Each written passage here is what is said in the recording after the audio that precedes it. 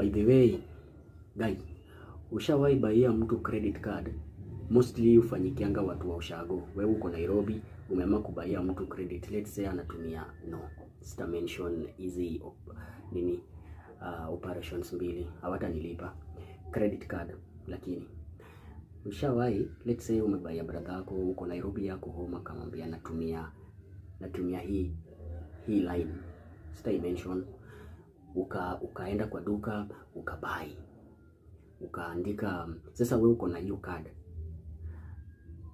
ukaandika digits ukamtumia. Sasa wewe njaa imekuingilia, ukaanza kukula hii pepa ya credit card. Kumbe huko ulimiss namba ngapi? Ulimiss namba 2. Kumbuka hata hiyo credit card ilikuwa hata ni 500. Bwana, hiyo ndio time mwanaume unaenda kulia kwa choo. Hivi yua kichuki gumu kilayo tilwo kuwanyi.